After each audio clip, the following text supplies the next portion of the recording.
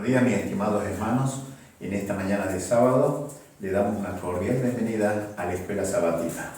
Esta semana estudiamos algunos de los aspectos claves de la historia, según se describen en la Biblia. Vamos a pedir la dirección de Dios.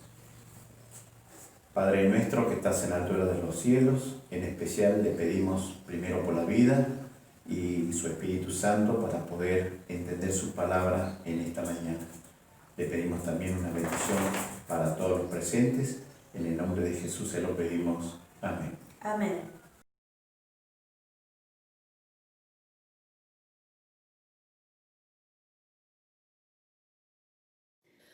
Oh, cantadmelas otra vez, bellas palabras de vida.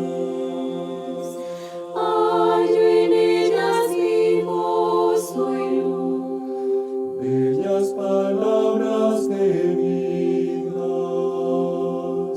Sí, de luz y vida son sostén y guía. Qué bellas son, oh bellas palabras de vida. Qué bellas son, oh qué bellas son, bellas palabras de vida.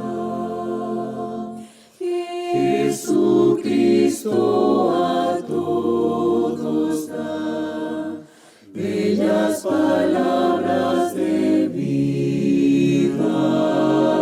Tus pecados perdonará, bellas palabras de vida.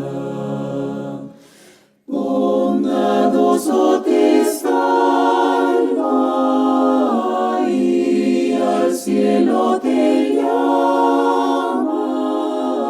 Qué bellas son, bellas palabras de vida. Oh, qué bellas son, bellas palabras de vida. Oh, cantadmelas otra vez, bellas palabras de vida.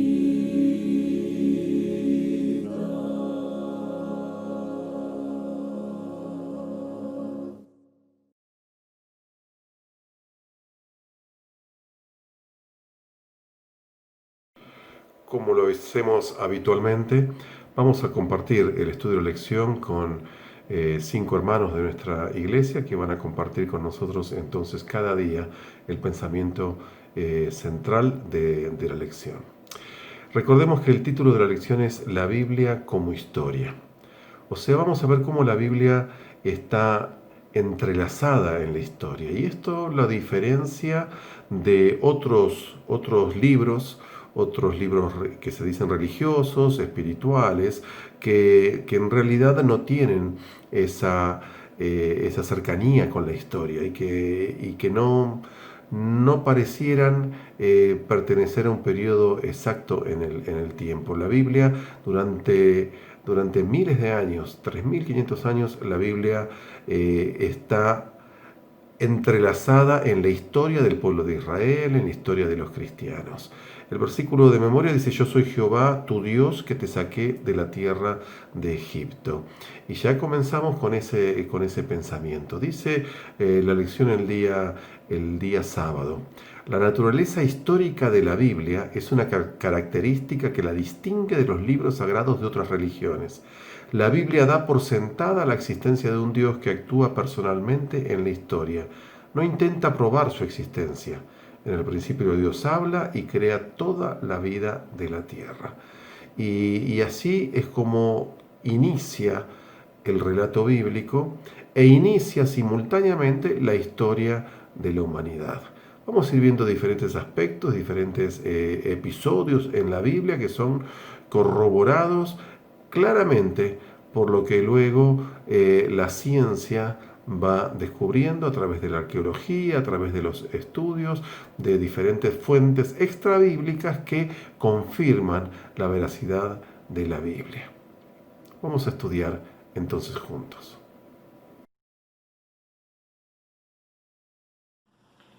Bien, queridos hermanos, continuando con la lección, nos toca analizar el día domingo, donde nos habla acerca de David, Salomón y la monarquía. Si bien los sucesos relatados en la Biblia están basados en la historia, y sabemos que la Biblia no es un libro de historia, es una carta de amor escrita para nosotros, para que podamos entender, comprender, encontrar en ella el conocimiento, la veracidad y sobre todo la salvación nuestra. La Biblia se entrelaza con la historia de la humanidad. ¿Por qué? Porque Dios no ha dejado nada al azar. La Biblia confirma y afirma los hechos históricos sucedidos a lo largo de la historia de este mundo. Muchos no creen que David y su linaje hayan existido. Sin embargo, en los últimos años, arqueólogos y científicos se han encargado en hacer descubrimientos y hallazgos en los lugares que la Biblia menciona. En el libro de Primera de Samuel, capítulo 17, allí nos narra la historia y el lugar geográfico específico donde David enfrentó a Goliat y ganó la batalla para conquistar el reinado y vencer a los filisteos. En el libro de Segunda de Samuel, capítulo 5, versículo 9 y 10, nos cuenta lo siguiente. Dice así, si me acompañan con sus Biblias. Y David moró en la fortaleza y le puso por nombre la ciudad de David, y edificó alrededor desde Milo hacia adentro. Y David iba adelantando y engrandeciendo, y Jehová Dios de los ejércitos estaba con él. David pudo expandir el reino de Jerusalén, el reino de Israel. A David su hijo le tocó construir el templo con toda su sabiduría y su riqueza, y eso lo encontramos en el relato que se encuentra en el libro de Primera de Reyes, el versículo 17 al 20 nos dice así: Y David mi padre tuvo en su corazón edificar casa al nombre de Jehová Dios de Israel. Pero Jehová dijo a David mi padre: ¿Cuánto ha de haber tenido en tu corazón edificar casa a mi nombre? Bien has hecho en tener tal deseo, pero tú no edificarás la casa, sino tu hijo que saldrá de tus lomos, él edificará casa a mi nombre. Y Jehová ha cumplido su palabra porque había dicho: porque yo me he levantado en lugar de David mi padre, y me he sentado en el trono de Israel, como Jehová había dicho, y he edificado la casa al nombre de Jehová, Dios de Israel. Hermanos, si no hubiese existido David, no hubiese existido Salomón, por lo tanto, tampoco hubiese venido el Mesías, como lo relata en el libro de Apocalipsis, capítulo 22, versículo 16. Yo, Jesús, he enviado mi ángel para daros testimonio de estas cosas en las iglesias. Yo soy la raíz y el linaje de David, la estrella resplandeciente del mañana. Dios, como les decía, no deja nada hecho al azar. Una estrella en el firmamento no brilla sin que Él lo sepa.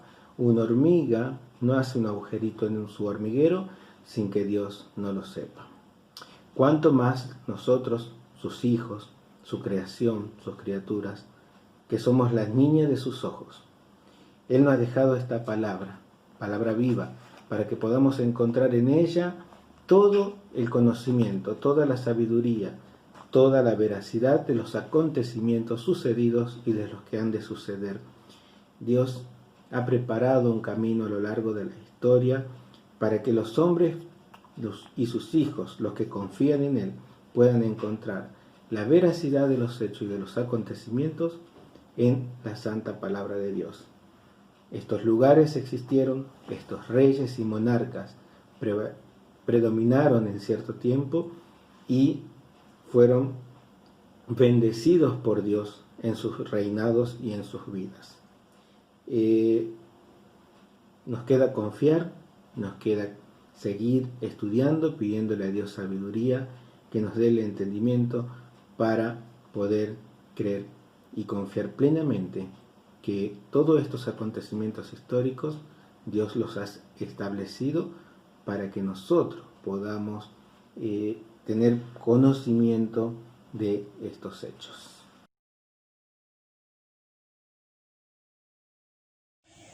Buenos días, hermanos. Sean todos benditos en el nombre del Señor. Seguimos con el estudio de la semana de la escuela sabática, que lleva como título en esta semana la Biblia como historia. Y el lunes tiene como título Isaías, Ezequías y Sennacherib. Estos tres personajes van a confluir en un acontecimiento en particular. Muchos investigadores seculares no cristianos consideraban a estos personajes como ficticios, como míticos, pero las excavaciones arqueológicas, las investigaciones que se hicieron en los lugares donde estos personajes se desenvolvieron, dieron la razón al texto bíblico que se encuentra en Isaías 36, en los capítulos 36 y capítulo 37, ¿sí? Donde narra todo lo que sucedió entre estos tres personajes. Ezequías era el rey de Israel, de Judá. Isaías era el profeta de Dios que estaba en ese momento, y Sennacherib era un rey asirio que venía desde Mesopotamia dominando y conquistando todos los territorios y todos los pueblos que se cruzasen por su camino, ¿sí? Y ahora le tocaba Israel, le tocaba Jerusalén. Por lo tanto, en el 701 dice que Sennacherib va a llevar adelante una campaña contra Judá. En Isaías 36:1 dice: aconteció que en el año 14 del rey Ezequías, que Sennacherib, rey de Asiria, subió contra todas las ciudades fortificadas de Judá y las tomó. ¿Sí? Así empieza el capítulo 36 de Isaías, y allí va a relatar algunos hechos importantes sobre este acontecimiento, ¿sí? Se calcula entonces que este hecho sucedió en el 701 a.C.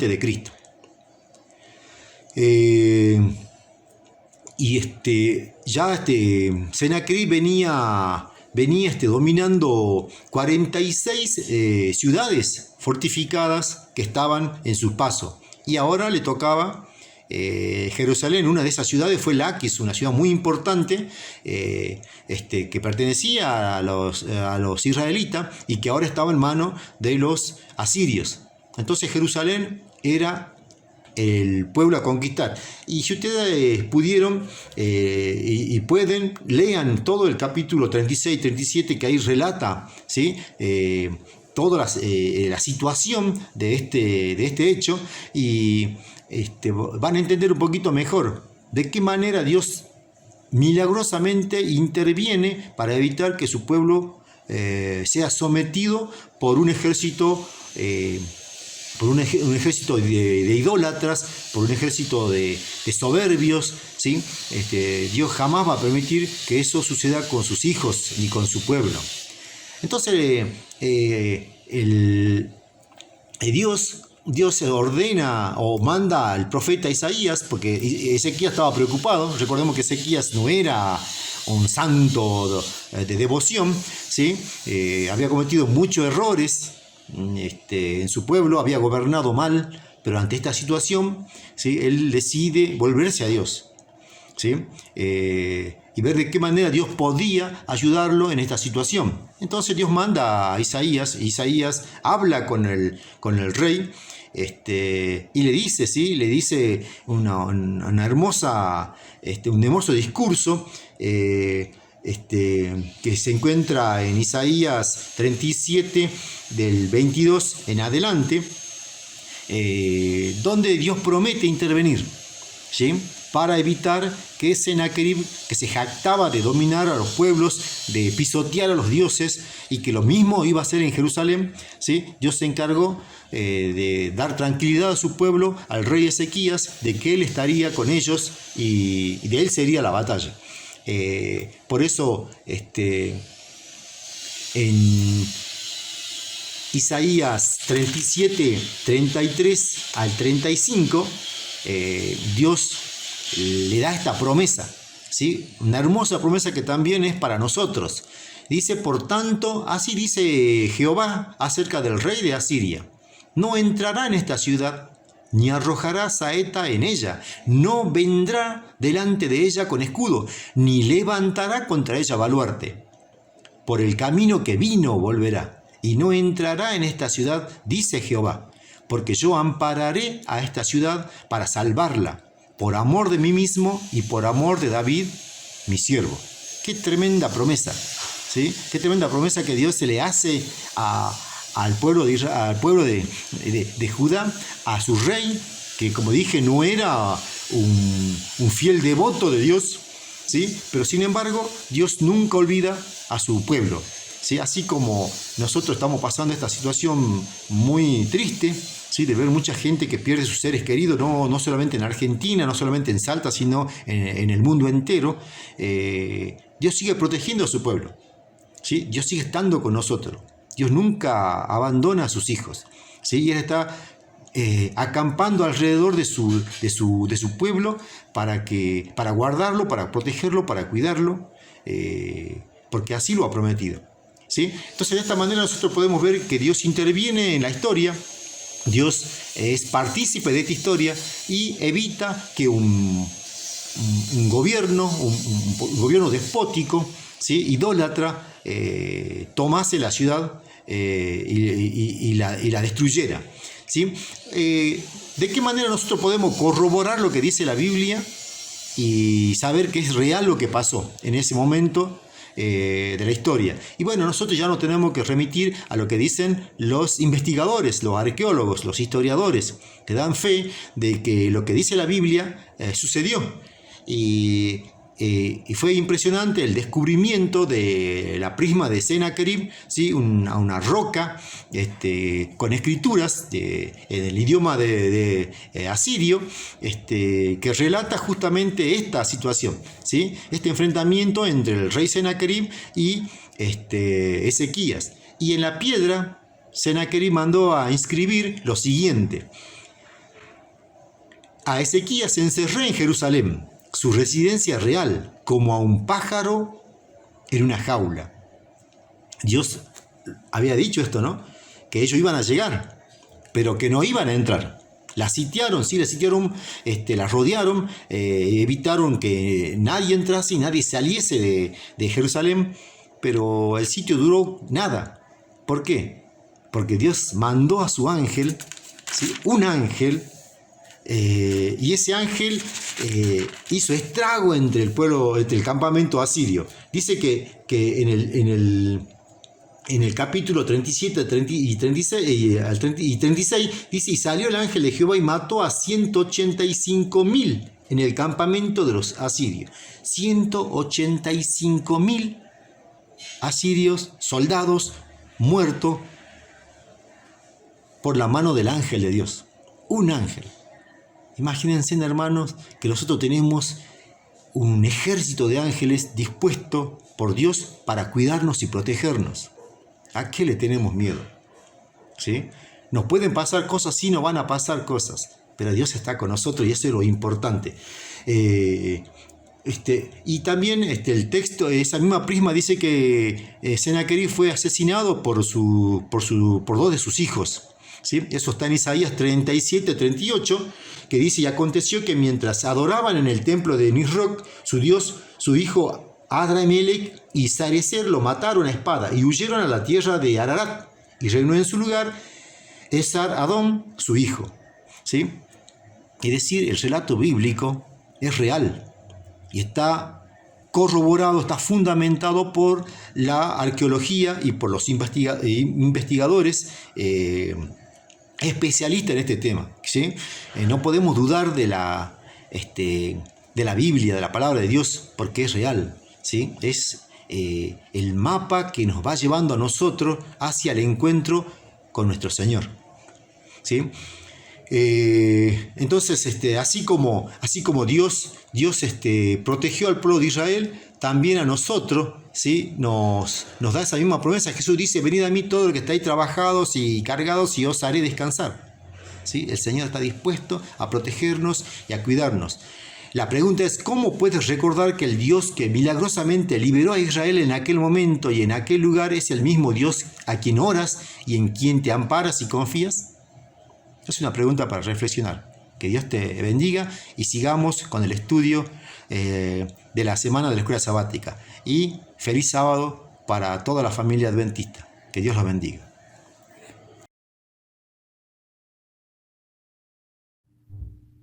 Continuando con este apasionante estudio de la Biblia y de la Biblia como historia, podemos ver que la ciencia no solamente demuestra la existencia de algunos personajes bíblicos, sino la existencia de ciudades y de culturas que ya estaban descritas en la Biblia muchísimos años antes.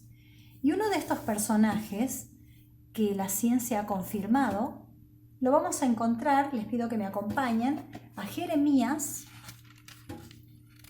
capítulo 39, versículo 3. En este capítulo está descrita la caída de Jerusalén en manos del rey de Babilonia, que era, como todos sabemos, Nabucodonosor. Y fíjense ustedes en el versículo 3 un detalle tan mínimo como es la información de un jefe de eunucos, un alto funcionario babilónico, que se llamaba Sarsequim. En el versículo 3 está nombrando a varios jefes de Babilonia y entre ellos lo nombra a este Sarsequim. Es un personaje entre tantos otros que no es tan importante, hasta diría que no es nada importante. Es el nombre de un funcionario babilónico que en el contexto de toda la Biblia es un detalle mínimo. Y sin embargo, la historia ha demostrado su existencia.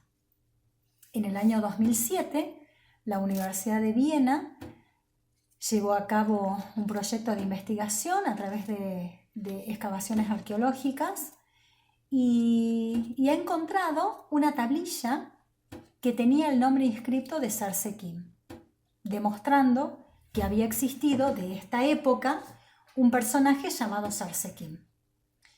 Y con esto la historia no solamente avala la existencia de este personaje, sino que avala la existencia de este imperio babilónico tan poderoso y tan fuerte como lo fue, no solamente a través de los animales con los que estaba representado este imperio, liderado por el león. Como bien sabemos, el león es un animal que refiere fuerza, fortaleza, y es el animal que estaba representando a Babilonia, sino que también las excavaciones arqueológicas han encontrado hasta detalles tan mínimos como los colores con los que se pintaban las paredes en el imperio babilónico. Colores brillantes, colores... y así un montón de detalles que la historia ha descubierto, confirmando así la existencia. Y dentro del imperio babilónico, la ciencia también corrobora la existencia del profeta Daniel. Incluso muchos historiadores no coinciden con el lugar donde estaría sepultado el cuerpo de Daniel. Muchos refieren a Susa como el lugar donde se enterró el cuerpo de Daniel, pero nadie discute de su existencia, y esto quizás a nosotros como cristianos nos representa mucho, porque Daniel fue un hombre tan fiel a Dios que desde el momento 1 de su cautiverio se propuso en su corazón ser fiel a Dios. Y básicamente a través de 2 elementos que me parecen fundamentales. A través del combustible con el que mantenía vivo su cuerpo, que era la alimentación, y a través del combustible con el que mantenía vivo su espíritu, que era la oración. Y estos 2 elementos, entre muchos otros por supuesto, pero quizás como los fundamentos de esta fidelidad tan fuerte de Daniel, debieran ser para nosotros un aliciente en momentos de debilidad, de falta de fuerza, falta de fe, cómo no, de desidia, de incertidumbre. Quizás muchos viven en los tiempos de hoy, incertidumbre. Y Daniel fue fiel a Dios, incluso a riesgo de poner en peligro su vida. No le importó. De hecho, eligió morir antes que ser infiel a Dios. Y por lo menos en 2 oportunidades vemos que él decidió avanzar sin temor a morir. Hoy en día, por esta pandemia que estamos viviendo, muchos tienen miedo de morir, incluso muchos cristianos. Sin embargo, Daniel no tenía miedo de morir porque su fortaleza estaba en otro lado, no en esta vida, en un Dios que va más allá de esta vida. Y eso sin duda le dio la fuerza necesaria para sostenerse en pie. Y gloria a Dios, porque este personaje existió verdaderamente y la ciencia lo confirma, porque eso nos puede dar a nosotros un elemento de fortaleza para resistir también. Y como Daniel, poder ser fiel hasta la muerte, porque él sabía en quién había creído. Y ojalá nosotros podamos tener esa misma creencia de saber en quién creemos. Quizás estamos pasando por un momento difícil, pero recordar que este Dios todopoderoso que asistió a Daniel es el mismo que nos puede asistir a nosotros si se lo permitimos, por supuesto. Qué bendición que este personaje que la historia ha confirmado pueda ser un ejemplo y pueda ser un bálsamo en tiempos de pandemia para vos y para mí. Y con este pensamiento poder vivir cada día, cuidando nuestro cuerpo con nuestra alimentación y cuidando nuestro espíritu con la oración y con el estudio de la palabra.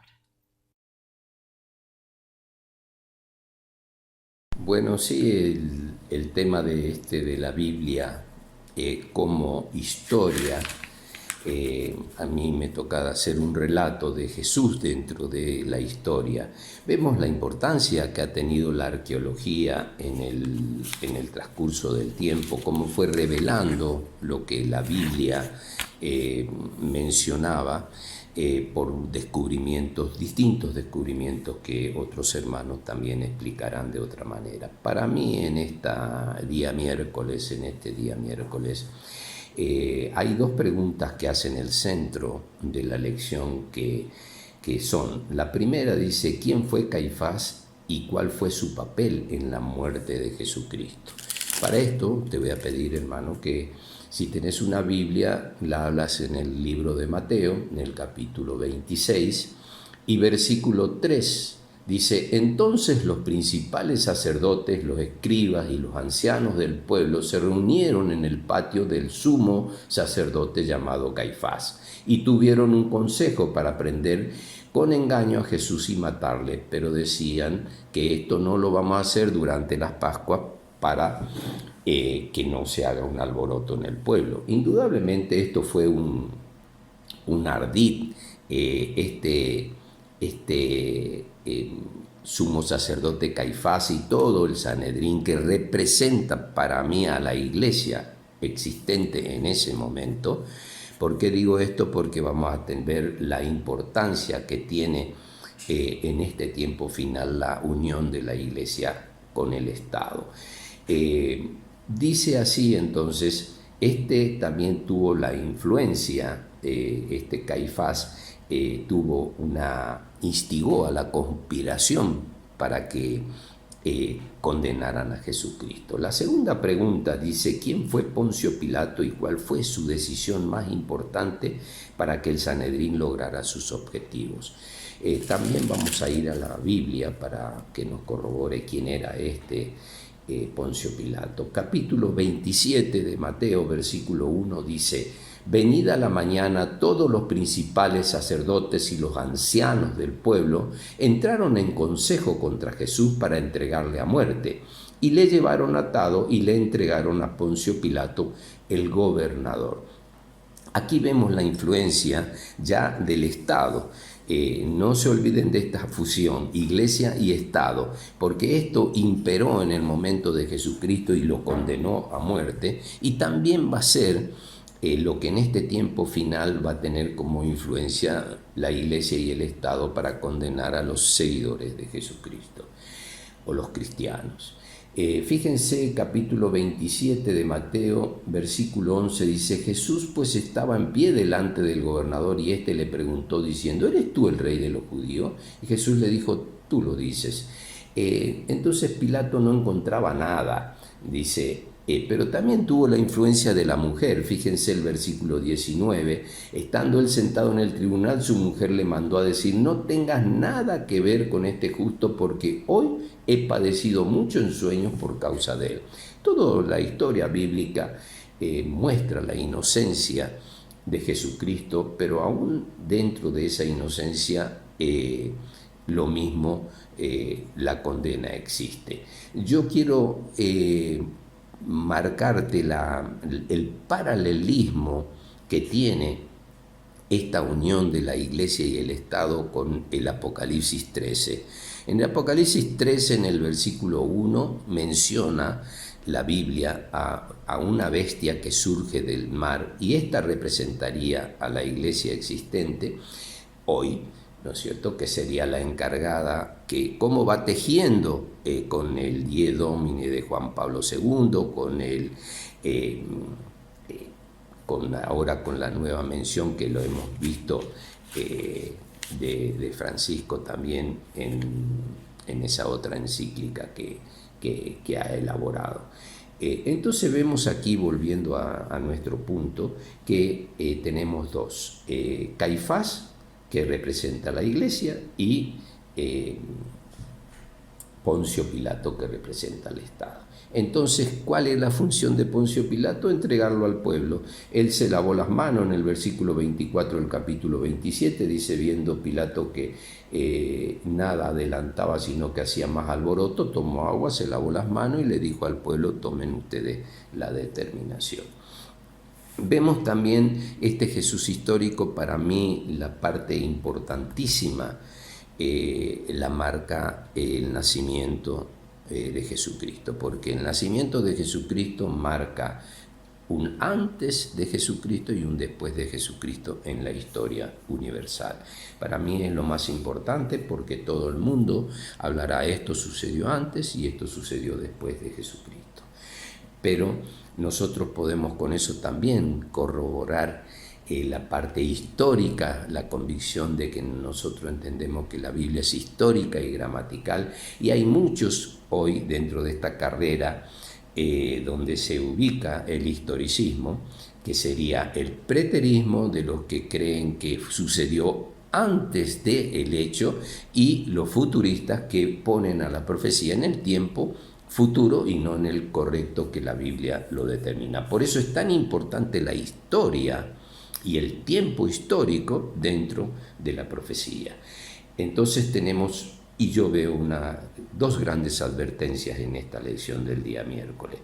Primero, la fusión de la Iglesia y el Estado, que tendrá una importancia muy grande en este tiempo final, y la otra es la corroboración, ¿no es cierto?, de lo histórico, de nuestra convicción de que la Biblia es histórica, y cómo va a haber muchos falsos profetas que dirán que, por ejemplo, Daniel 12, especialmente donde se profetiza los 1260, los 1290 y los 1035 años, y lo ubican en el tiempo futuro, y las profecías tuvieron su cumplimiento y no hay más. Entonces esto sería lo que tengo para aportar y en esta lección de este día miércoles.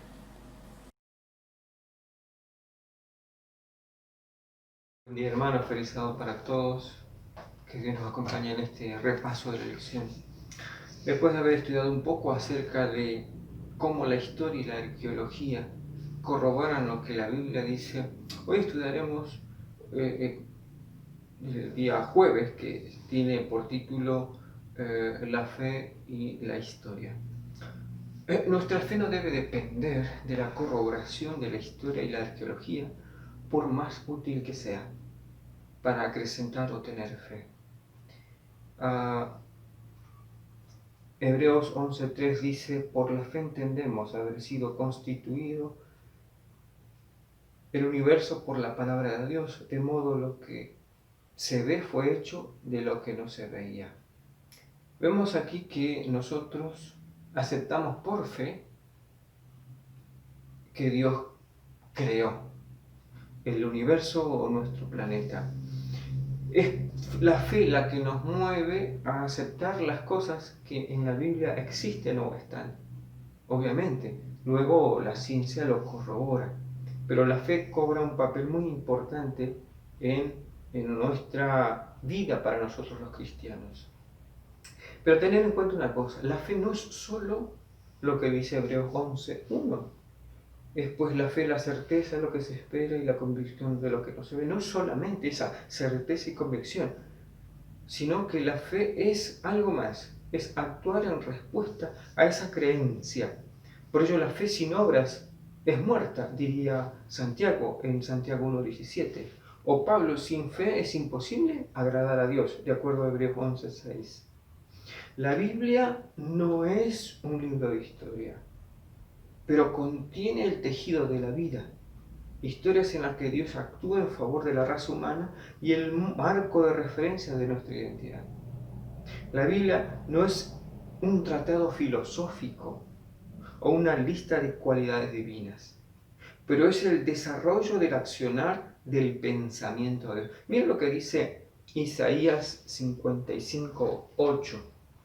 Allí el profeta dice Dios a través del profeta: porque mis pensamientos no son vuestros pensamientos, ni vuestros caminos mis caminos, dijo Jehová. O sea, el pensamiento de Dios es distinto al hombre, por eso Él trata de acompañarnos a través de estas relatos o historias que mencionamos en la Biblia, a saber cuál es el pensamiento también de Dios. Existimos y vivimos en el tiempo y en el espacio. Nuestros acontecimientos y elecciones nos dan forma, nos moldean y crean las personas en las que nos convertimos. Esta realidad es la visión bíblica del mundo y explica por qué la Biblia ubica los actos de Dios en entornos específicos a través del tiempo, como era de esperarse. La geografía y sus lugares como ciudades, montañas, lagos, ríos, etc., están en el centro de esta narrativa bíblica. Los relatos bíblicos no son mitos o fábulas, involucran a personas reales como nosotros, que, como dijimos anteriormente, viven en un tiempo y un espacio similares o distintos a los cuales actuó Dios. De esta forma vemos a un Dios que actúa en tiempo y espacio junto al hombre y no a un Dios que se desinteresa de sus criaturas. En la Biblia vemos que Dios usa las experiencias de personas del pasado para enseñar la verdad sobre sí mismo. Entonces podemos comenzar a vislumbrar la interacción divina en toda la humanidad que llena la Biblia. Vemos ahora algunos ejemplos de lo que mencionamos recién. Hebreos 11, también llamado la Galería de la Fe, nos introduce en un escenario de cómo la vida de muchos que pertenecieron al antiguo pueblo de Dios ha tenido un gran impacto en el futuro de otros, además de ellos mismos. Es decir, de cómo su influencia moldeó y cambió la vida de otros. Eso lo vemos un poquito lo que dice en el versículo 2 del capítulo 11 de Hebreos, donde dice, porque por ella alcanzaron buen testimonio los antiguos. Es decir, su testimonio, el testimonio de ellos, modificó, cambió, hizo tomaron experiencias distintas quizás de los lectores a futuro, en este caso en el contexto del Nuevo Testamento también. Solo vamos a tomar dos ejemplos, como dijimos recién, el ejemplo de Noé y el ejemplo de Abraham. Dice el versículo 7 del capítulo 11 de Hebreos, por la fe Noé, cuando fue advertido por Dios acerca de cosas que aún no se veían, con temor preparó el arca en que su casa se llevase, y por esa fe condenó al mundo y fue hecho heredero de la justicia que viene por la fe. Aquí vemos una actitud de Noé.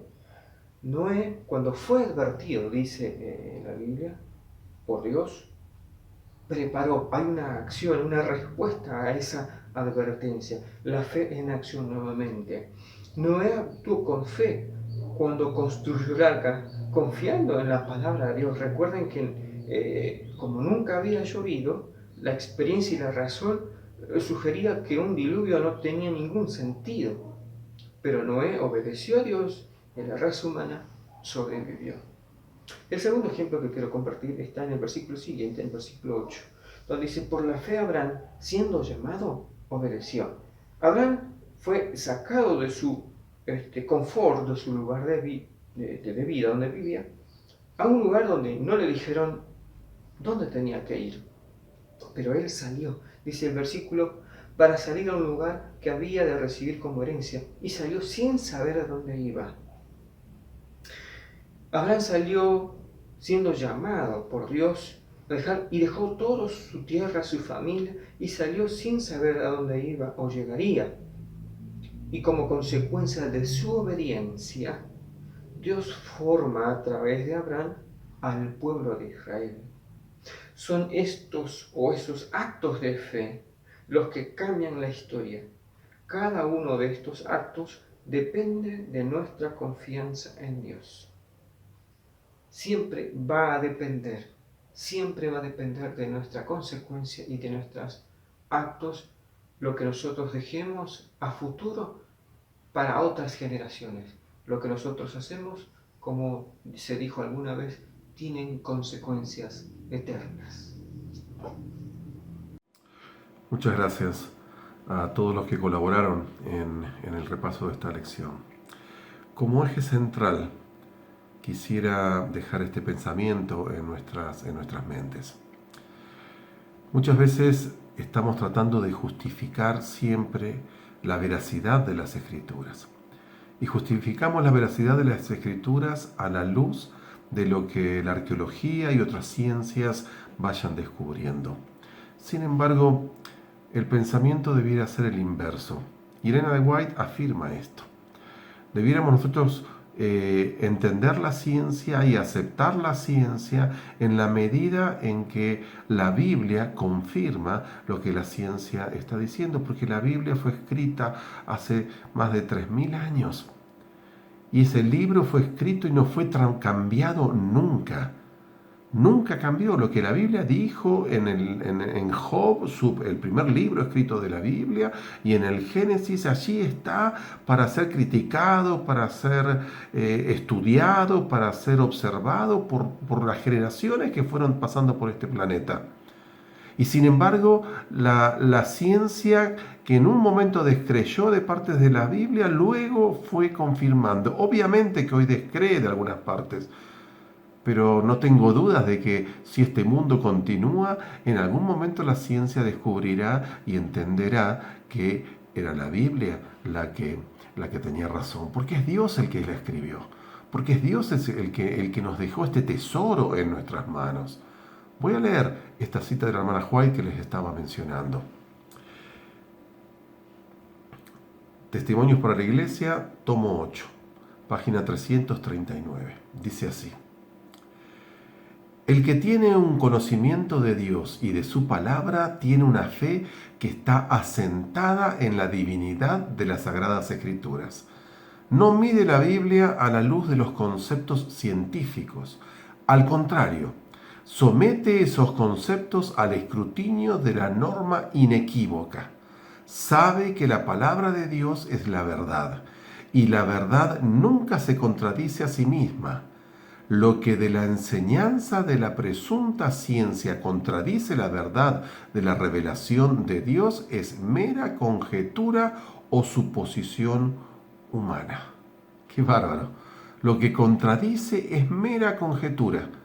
Y hermanos, hemos estudiado algunos principios que la ciencia pretende establecer como científicos, pero nos dejan de ser conjeturas, para las cuales hay que tener fe y confianza en la ciencia, en los hombres. Yo prefiero tener mi confianza puesta en Dios. La Biblia está entrelazada con la historia y la ciencia va confirmando la palabra de Dios, pero la Biblia nunca cambió. Que tu fe no necesite de la confirmación de la ciencia. Tu fe necesita simplemente de ese Dios poderoso que ya te ha demostrado en tu vida que tiene interés por ti, por vos, por tu salvación, por tu familia, por tu hogar. Que Dios nos bendiga y que hagamos de la Biblia el centro realmente de nuestras vidas, la guía, la luz, la antorcha que alumbra en el lugar oscuro, la lámpara a nuestros pies que nos permite tomar decisiones cuando no entendemos ni no sabemos lo que hay por delante. La palabra de Dios sí nos anticipa. Que el Señor te bendiga, que tengamos fe y confianza en la palabra certera de nuestro Dios. Vamos a terminar con una oración. Amoroso Dios, quiero agradecerte en esta mañana, porque al repasar esta maravillosa lección, nos damos cuenta que tú sigues siendo ese Dios amante y poderoso, que emplea su poder para nuestro beneficio, que ha guiado a su pueblo a lo largo de toda la historia y que nos permite hoy tener conocimiento a través de su santa palabra. Oh Señor, te agradecemos por las Escrituras, te agradecemos por la luz que obtenemos de ellas y gracias porque no tenemos nada que temer, porque vemos que tú has guiado a tu pueblo a lo largo de la historia. Guía nuestras vidas, guía nuestra iglesia, guía nuestras familias y nuestro hogar. Lo ponemos en tus manos, Señor, y en el nombre de Cristo Jesús lo hacemos. Amén. El Señor te bendiga. Preparemos nuestro espíritu para juntos participar del culto de adoración.